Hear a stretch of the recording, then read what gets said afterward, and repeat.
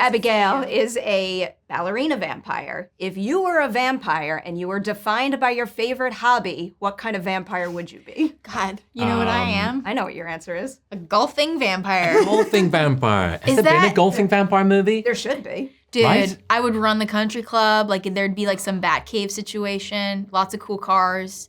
Yeah. And great outfits. I'd be a dapper vampire. Sign me up. I was about to say a spoiler, but I will work at your vampire I'd probably golf look club. like this.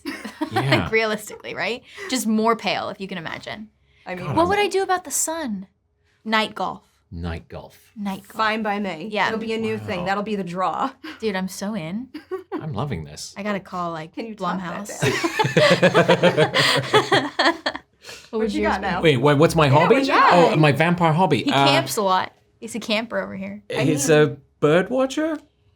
Night birds. Night birds. Owls. Okay. He's an owl You- specialist. Dan, wait, you bird watch? I don't, but my vampire would. Oh, Oh, no, I see. You. Oh, it has to be my personal your Your hobby. personal hobby. pickleball.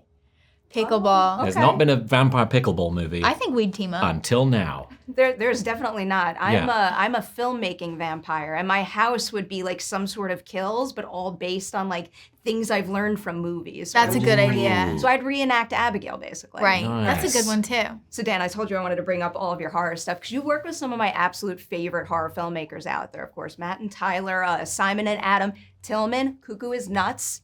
You go to an 11 in it, and I love it. Thank you. 2 questions about that.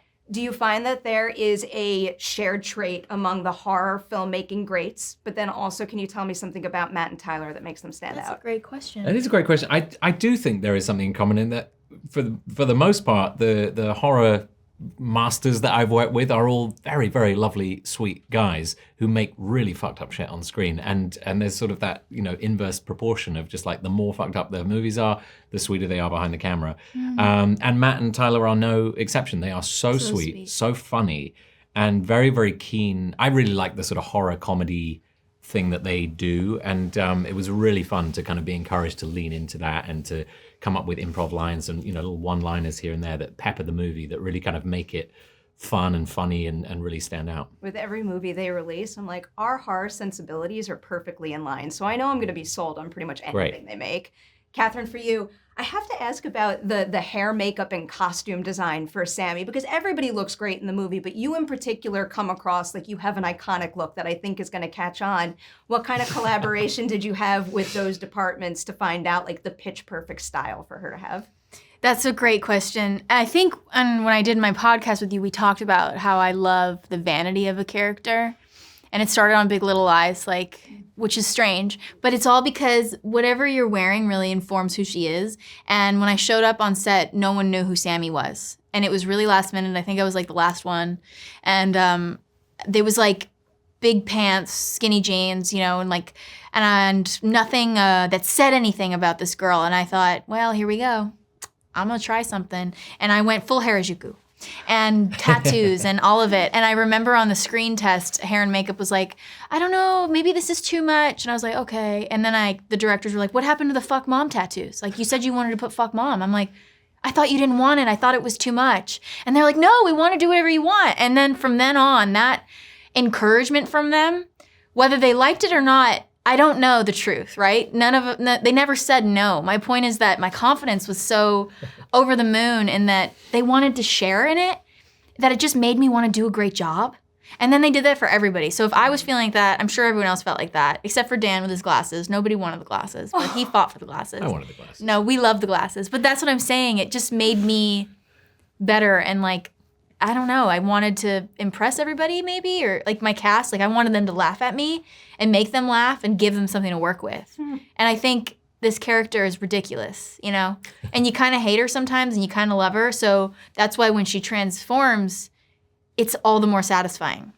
Ridiculous. You have an opinion on her. It's ridiculous in the best possible way. For the rest of my questions, I'll lift the spoiler warning just so we can talk freely. I have 2 questions. I'll lean into that first because they've all done bad things. Sammy has these moments where I can see her heart. Do you think she has a moral compass? And if so, what is the primary thing that guides it? That's a great question. I think we all have a moral compass. I just didn't judge her, if she wants to be this way and that's who she is. I think that there's a certain turning point where I don't know why she is the way she is. She's a bit of a mystery, but I know by the end there, she just wants to survive. And together, as we all did on this movie, I think we were trying to survive. And we also shot in order. So as we all got to know each other, we got to know each other in the movie as well. And it informed a lot of who she was. I think whoever she was before she arrived to that haunted house is not who she's going to be by the end. It doesn't matter who she was before we show up. So I was just happy I had a cool outfit. In conclusion, Dan, for you, this is a theory question, but let's say he had gotten away with his agenda at the end. What do you think he would have done with his vampire abilities after that? Oh, God, he would have been awful, I think. Yeah. I mean, the interesting thing about because I guess in each vampire movie, when people are turned, there's something that happens, there's something in common that happens to them. And in our movie, I feel like it gets very heightened, and there's something that's kind of exaggerated. Their worst qualities are kind of exaggerated, and Frank just becomes more of an asshole, which is pretty... that's hard to do. It's hard, but he gets there somehow. But it's so fun to see. He'd be monstrous. Yeah. Yeah. So, it's in good. In conclusion, no moral compass. No moral. If he had a moral compass, he's lost it in the mud a long time ago. Or it got like a magnet near it and it just went crazy and he doesn't know which way is moral anymore. Right. If Sammy was given that same deal where she could have been turned into a vampire that wasn't a puppet, she was in full control, do you think she would have said yes in the moment? Yeah, I would have too. I think she would have said yes. I like to think she'd say yes. Yeah. Go full vamp. I mean, I think both stories would have made really exciting sequels. I know. So instead, I'll just rewatch this movie over and over and over again. I jumped away from the look of the character, but I was dying to know the answer to this because it's specifically said in the movie that she can't share this personal information. Can you tell me what any of the other tattoos mean? I mean, fuck mom's pretty obvious. Obvious. But some of the others. We have a dragon on there. We have a swallow, which means she's been to jail. It means she's been to jail. Why? Can't tell you. Can't tell you. What does the dragon mean?